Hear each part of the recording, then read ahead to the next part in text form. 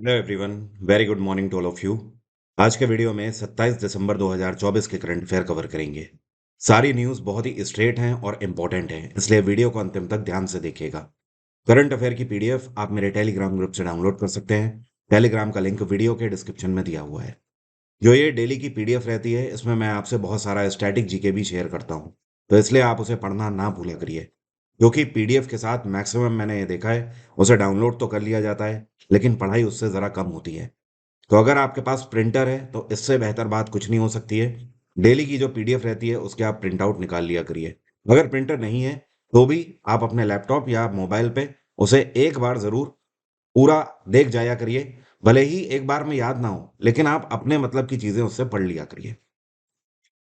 Video में सबसे पहले कल के क्वेश्चन की बात करेंगे। मैंने आपसे स्टैटिक जीके का क्वेश्चन पूछा था। मेरा सवाल ये था कि ये कौन सा स्पोर्ट्स है जिसमें कास्टलिंग वर्ड का यूज किया जाता है। तो इसका सही आंसर है चेस। शतरंज वो खेल है जहां पर कास्टलिंग वर्ड का यूज किया जाता है, इसलिए जिन्होंने भी चेस आंसर दिया है उन सभी का आंसर सही है। अब कास्टलिंग होता क्या है? आपने जब चेस की बिसात देखी होगी या फिर अगर आप चेस जानते होंगे तब तो आपको पता ही होगा। अगर नहीं भी जानते हैं तो भी मैं आपको समझा देता हूँ। देखिए, होता क्या है कि राजा आपका वजीर के बीच में होता है। कुछ लोग इसको वजीर को रानी भी बोल देते हैं, जैसा आप समझिए। होता क्या है कि आपके पास एक चांस होता है एक पूरी बाजी में, और ये चांस होता है कास्टलिंग का। कास्टलिंग का मतलब ये है कि राजा को आप दो घर दूर शिफ्ट कर सकते हो, मतलब दो बॉक्स के आगे शिफ्ट कर सकते हो, और इसके एवज में वहां पर जो मोहरा होगा वो राजा की जगह ले लेगा। मतलब राजा इसकी जगह पर आ जाएगा और ये वाला मोहरा इसकी जगह पर आ जाएगा, राजा की जगह पर।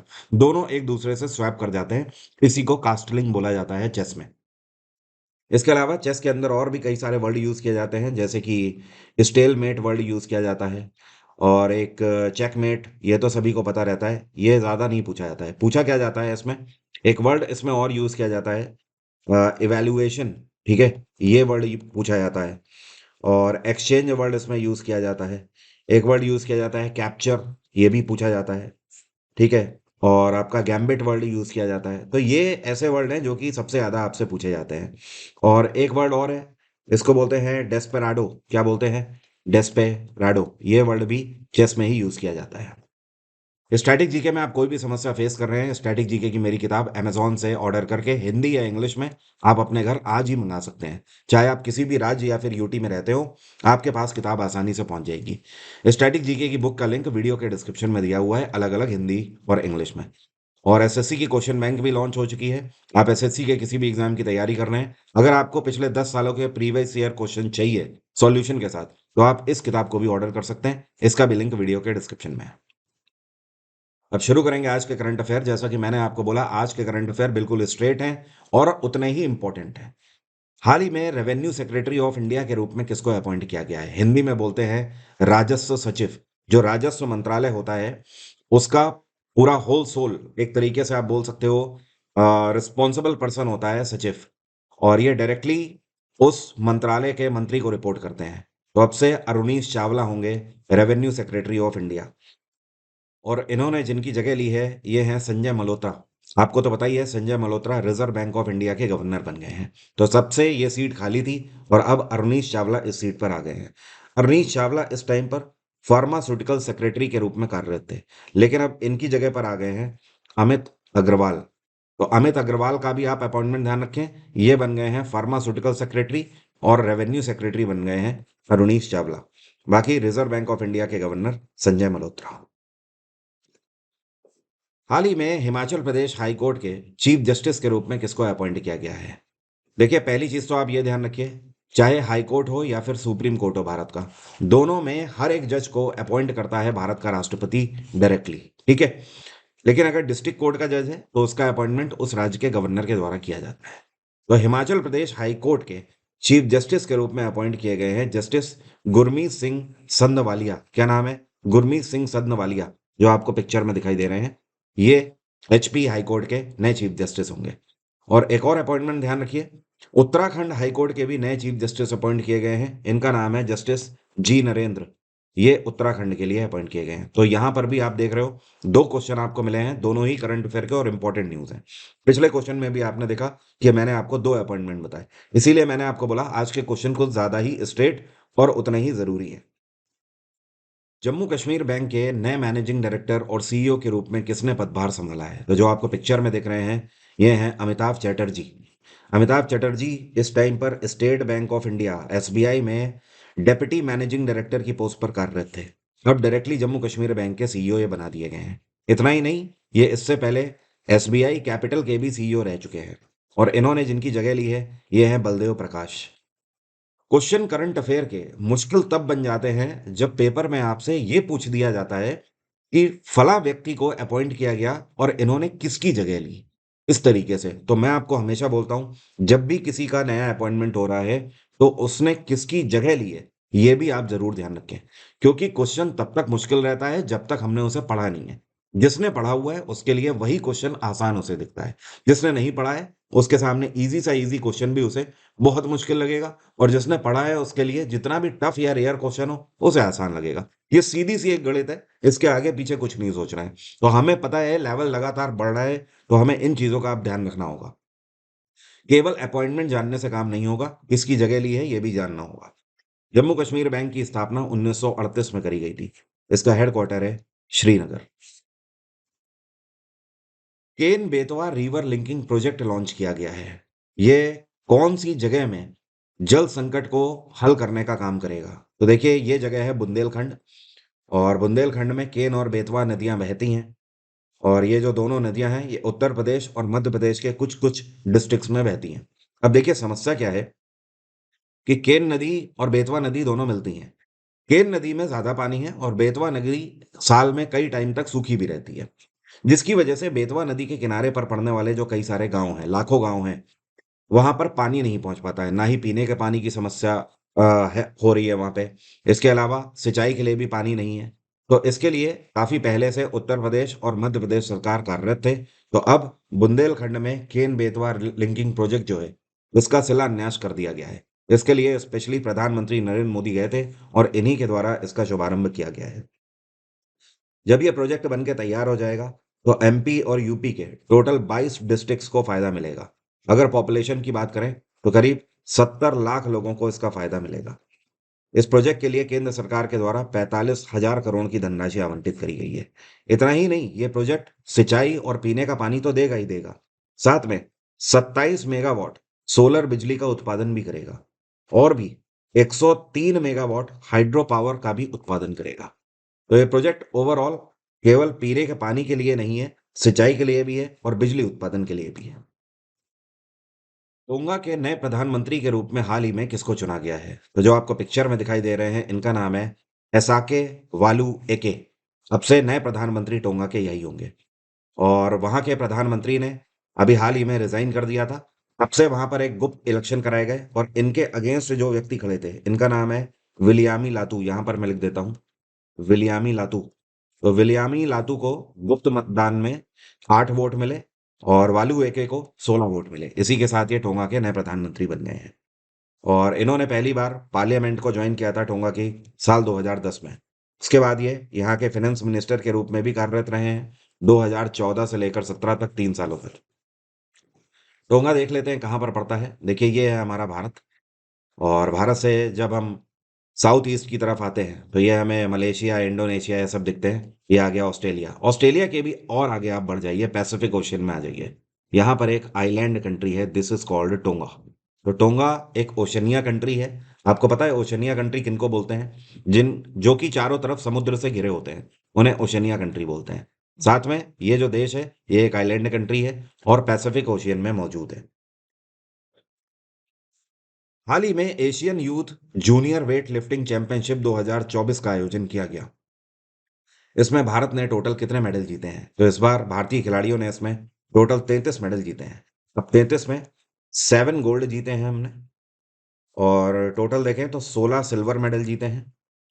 और इसके बाद अगर ब्रोंज की बात करें तो 10 ब्रोंज मेडल जीते हुए हैं। 33 खिलाड़ियों की जो पूरी लिस्ट है वो भी मैंने आपको पीडीएफ में दे दी है। और अपार्ट फ्रॉम दिस, एक खिलाड़ी का नाम आप जरूर ध्यान रखें, क्योंकि ये जो 7 गोल्ड आए हैं, 7 में से 3 गोल्ड इकलौते खिलाड़ी लेकर आए हैं और इनका नाम है जोशना सवर। यहां पर मैं लिख देता हूं, जोशना सबर। ठीक है।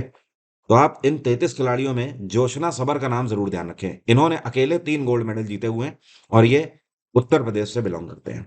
इस बार की Asia youth junior weight lifting championship Qatar की कैपिटल दोहा में आयोजित करी गई।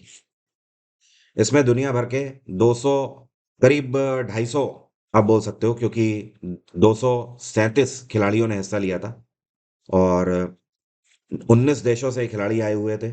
127 इसमें पुरुष थे और 110 महिला खिलाड़ी थी। हाल ही में कौन है जिनके द्वारा राष्ट्र पर्व वेबसाइट और साथ में मोबाइल एप्लीकेशन लॉन्च किया गया है? मतलब एक वेबसाइट जिसका नाम है राष्ट्र पर्व वेबसाइट और साथ में मोबाइल एप्लीकेशन का भी नाम है राष्ट्र पर्व। तो इसको लॉन्च किया गया है डिफेंस सेक्रेटरी के द्वारा। क्या आप जानते हैं इस टाइम पर रक्षा सचिव भारत का नाम है राजेश सिंह? क्या नाम है? राजेश सिंह। डिफेंस सेक्रेटरी राजेश सिंह ने राष्ट्र पर्व वेबसाइट और ऐप लॉन्च किया है। अब देखिए ये किस लिए लॉन्च किया गया है। भारत सरकार के द्वारा जो भी पर्टिकुलर इवेंट लॉन्च किए जाएंगे, जैसे कि मान लीजिए अब 26 जनवरी आने वाला है तो रिपब्लिक डे में रिपब्लिक डे की परेड परेड होगी। उस परेड से रिलेटेड जितनी भी जानकारी होगी वो इस वेबसाइट में और एप्लीकेशन में दी जाएगी। इतना ही नहीं, परेड में कौन कौन से राज्यों की झांकियां लगेंगी, उनकी क्या क्या थीम होगी, ये सब कुछ इन वेबसाइट में बताया जाएगा। इंडियन आर्मी, नेवी और एयरफोर्स किस किस तरीके के कार्यक्रमों को परफॉर्म करेंगे, कितने बजे गार्ड ऑफ ऑनर दिया जाएगा राष्ट्रपति को, ये सब जानकारी आपको यहाँ पर मिलेगी। और साथ में आप लाइव स्ट्रीमिंग भी इसकी इस मोबाइल एप्लीकेशन पे देख पाएंगे। तो इसको लॉन्च किया गया है। इसी तरीके से 15 अगस्त हो गया या फिर भारत सरकार कोई भी नया इवेंट लॉन्च करती है तो वो सब कुछ आप इस वेबसाइट में और मोबाइल एप्लीकेशन में एक्सेस कर पाएंगे। ये कौन से राज्य के मुख्यमंत्री हैं जिनके द्वारा solar agriculture feeder project 2.0 launch किया गया है? तो इसको महाराष्ट्र के मुख्यमंत्री देवेंद्र फडणवीस के द्वारा लॉन्च किया गया है। सोलर एग्रीकल्चर फीडर प्रोजेक्ट दरअसल इस बात के लिए लॉन्च किया गया है कि महाराष्ट्र के अंदर हर एक किसान के पास सोलर पैनल होना चाहिए, क्योंकि किसान के लिए सोलर पैनल एक तरीके से वरदान है।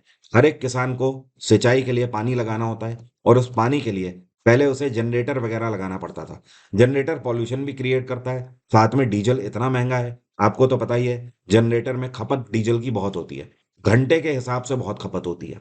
बट सोलर पैनल से क्या है कि इसके लिए किसान को सिर्फ एक बार और वो भी सब्सिडीज बेस्ड सोलर पैनल लगाना है, जो कि उसको घटे दरों में मिल जाता है।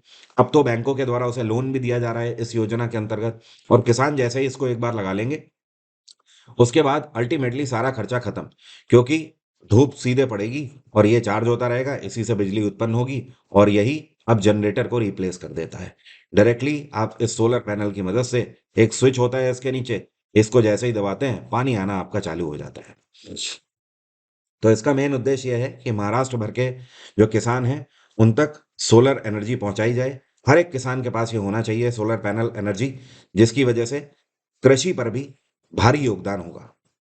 महाराष्ट्र में इस टाइम पे गवर्नर हैं सीपी राधाकृष्णन। कौन है? सीपी राधाकृष्णन। हर साल प्रधानमंत्री राष्ट्रीय बाल पुरस्कार दिए जाते हैं भारत के बच्चों को। 2024 में कितने बच्चों को सम्मानित किया गया है प्रधानमंत्री राष्ट्रीय बाल पुरस्कार से? तो इस बार पूरे भारत से 17 बच्चों को सम्मानित किया गया है। ये 17 बच्चे जो हैं ये भारत के 14 राज्यों और यूटी से बिलोंग करते हैं। ये पुरस्कार हर साल भारतीय प्रधानमंत्री के नाम पर दिए जाते हैं, लेकिन वितरित किए जाते हैं भारतीय राष्ट्रपति के द्वारा।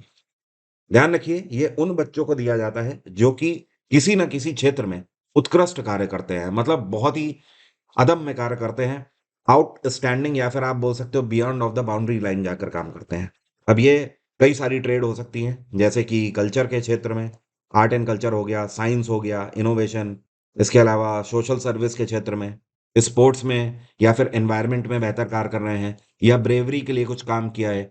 जैसे मान लीजिए कई बच्चों को आज तक ये पुरस्कार इसलिए भी मिल चुका है कि उन्होंने किसी की जान बचाई है, अपनी जान को जोखिम में डालकर। तो ओवरऑल ये इसका क्राइटेरिया रहता है। तो इस साल 17 बच्चों को सम्मानित किया गया और इसमें 17 में से 10 इस बार लड़कियां थी और 7 बॉय थे। और इस पर्टिकुलर अवार्ड में एक मेडल दिया जाता है, एक ट्रॉफी दी जाती है और साथ में एक सर्टिफिकेट भी दिया जाता है। ये कौन सा राज्य है जो कि भारत में पांचवां राज्य बन गया है जिसने हर एक ग्रामीण वासी के घर तक 100% पाइप्ड वाटर सप्लाई पहुंचा दी है? तो ये राज्य है पंजाब। देखिए पंजाब से पहले भारत में केवल 4 ही ऐसे राज्य हैं जहां पर हर एक ग्रामीण वासी के पास उसके घर के अंदर पीने के पानी की टैप वाटर की फैसिलिटी है। ठीक है, पीने का आप बोल दीजिए, नहाने का पानी बोल दीजिए, अल्टीमेटली गांव में हर एक घर के अंदर टैप वाटर की फैसिलिटी होनी चाहिए। किसी भी व्यक्ति को गांव के बाहर या दूर ना जाना पड़े पानी लेने के लिए, ये है इसका मेन उद्देश्य। इसके लिए भारत सरकार ने एक योजना चलाई थी जिसका नाम है हर घर जल योजना। ये काफी पुरानी योजना है, करीब 5 से 6 साल पुरानी। और कई लोग इसे आम भाषा में हर घर नल योजना भी बोलते हैं, क्योंकि इसका मेन उद्देश्य ही यही है, टैप वाटर हर एक घर के अंदर होना चाहिए। तो अगर हर घर नल बोला जाए तो भी ये गलत नहीं है, बट इसका ऑफिशियल नेम है हर घर जल योजना। और पंजाब के अंतर्गत 1706 गांवों में टोटल अगर देखा जाए तो करीब 25 लाख लोगों को इसका फायदा मिलेगा। पंजाब में इस टाइम पर आम आदमी पार्टी की सरकार है। यहाँ के मुख्यमंत्री हैं भगवंत मान और यहाँ के गवर्नर हैं गुलाब चंद्र कटारिया। ये कौन से भारतीय क्रिकेटर हैं जिन्होंने ICC men's test bowling ranking में 904 रेटिंग पॉइंट्स हासिल किए हैं? तो ये हैं the one and only Jasprit Bumrah. और आज तक जसप्रीत बुमराह केवल दूसरे ऐसे भारतीय खिलाड़ी हैं जिन्होंने 900 के ऊपर रैंकिंग हासिल करी है। और पहले कौन थे? पहले थे द लीजेंड रविचंद्रन अश्विन। रविचंद्रन अश्विन ने भी 904 रैंकिंग हासिल करी थी और जसप्रीत बुमराह ने भी 904 रेटिंग ही हासिल करी हुई है। आज तक पूरे दुनिया में अगर देखा जाए तो ओवरऑल मतलब पूरे वर्ल्ड में जितने भी अ, देश हैं जो कि क्रिकेट खेलते हैं, उन सब के खिलाड़ियों को अगर मिला दें तो पूरे दुनिया में आज तक केवल 26 ऐसे खिलाड़ी हुए हैं जसप्रीत बुमराह को मिलाकर जो कि 900 की रेटिंग को पार कर पाए।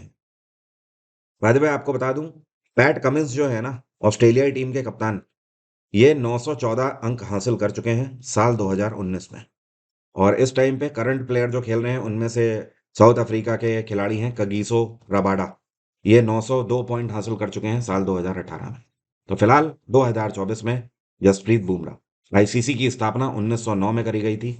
इसका हेडक्वार्टर है दुबई।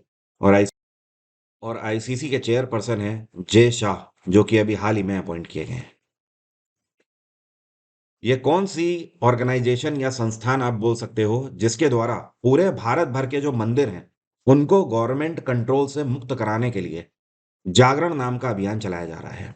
देखिए है क्या कि भारत के जितने भी मंदिर परिसर हैं उनकी देख रेख की जितनी भी जिम्मेदारी है और वो सब आते हैं भारत सरकार के अंतर्गत।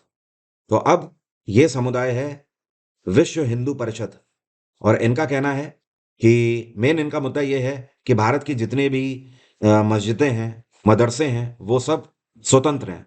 वो सब उनके धर्म के बोर्ड के अंतर्गत आते हैं, भारत सरकार के अंतर्गत नहीं आते हैं। जितने भी चर्च हैं वो सब भी भारत सरकार के कंट्रोल से मुक्त हैं। तो फिर सिर्फ मंदिरों के साथ ही ये भेदभाव क्यों? ये है इनका मेन उद्देश्य विश्व हिंदू परिषद का। और इसी के अंतर्गत जागरण अभियान चलाया जा रहा है। इस अभियान को 2 दिसंबर को चालू किया गया था और अभी जो ये अभियान है ये 20 दिसंबर तक चला है। 2 दिसंबर से लेकर इसको 3 फेज में लॉन्च किया गया था। पहले फेज में जो दक्षिण भारत के जितने भी राज्य हैं उसमें जितने भी इस चीज को सपोर्ट कर रहे हैं वो सभी सांसदों ने हिस्सा लिया। उसके बाद मध्य भारत के सेकेंड फेज में जितने भी राज्य थे उन सांसदों ने भी उसमें हिस्सा लिया। और उसके बाद थर्ड स्टेज में उत्तर भारत के और साथ में जितने भी नॉर्थ ईस्टर्न स्टेट्स हैं उन सभी राज्यों के एमपीज ने भी हिस्सा लिया। तो करीब करीब आप बोल सकते हो इसमें 300 से ज्यादा एमपीज ने यहाँ पर हिस्सा लिया है और इस मुद्दे को उठाया हुआ है। वैसे विश्व हिंदू परिषद जो है ये नई डिमांड नहीं कर रहा है। विश्व हिंदू परिषद करीब 20 सालों से इस चीज की डिमांड कर रहा है। आपको अगर जीएस बिल्कुल नहीं समझ आती है या फिर याद नहीं होती है तो मैं आपको गारंटी देता हूं आप मेरे जीएस जीके के बैच को एक बार कंप्लीट करके जीएस की अपनी सारी समस्याओं को दूर कर सकते हो। आपको फीडबैक भी यूट्यूब पर सारी जगहों से मिल जाएगा। मैं स्पेशली उन्हीं को पढ़ाने के लिए जाना जाता हूं जिनको जीएस में कुछ भी समझ नहीं आता है। जीएस जीके का मेरा फाउंडेशन बैच का लिंक वीडियो के डिस्क्रिप्शन में है। इस टाइम पर डिस्काउंट चल रहा है 50% फ्लैट ऑफ। सेफ 50 कोड लगाकर आप डायरेक्टली फीस को आधा कर सकते हैं। एप्लीकेशन है एग्जाम इंजन एप्लीकेशन। इस ऐप को आप गूगल प्ले स्टोर से भी डाउनलोड कर सकते हैं और डायरेक्टली एप्लीकेशन के अंदर जाकर भी मेरे बैच को परचेज कर सकते हैं। एग्जाम कोई भी हो, मेरा जीएस जीके का जो फाउंडेशन बैच है ये हर एक एग्जाम के लिए रेलेवेंट है। History, polity, geography, science, economics, computer, साथ में पीवाईक्यूज, ये सब कुछ एक पैकेज के फॉर्मेट में आपको मिल जाता है। मेरे बैच में केवल मैं क्रीम कंटेंट ही रखता हूँ, सिर्फ ऐसा कंटेंट जो कि आपके हर एक एग्जाम के लिए अप्रोप्रिएट हो। कुछ भी ऐसा कंटेंट नहीं जो कि फालतू हो और आपका टाइम वेस्ट करे। ये मेरे बैच की खास बात है। सिर्फ रेलिवेंसी के साथ ये बैच चला आ रहा है कई सालों से। तो इस बार आप भी अपनी सफलता सुनिश्चित कर सकते हैं मेरे बैच के माध्यम से। और आरबी एनटीपीसी अगर आपने भरा हुआ है तो आप उसकी भी समस्या छोड़ सकते हैं, क्योंकि ये स्पेशल बैच मैंने लॉन्च किया हुआ है। इसका भी लिंक वीडियो के डिस्क्रिप्शन में है। जनरल साइंस का वेटेज उसमें सबसे ज्यादा है। तो आप ध्यान रखें, ये सुनिश्चित करें कि फिजिक्स, केमिस्ट्री और बायो आपकी अच्छे से कवर होनी चाहिए, जो कि इस बैच में कवर है। जीएस जीके भी अलग से कवर है।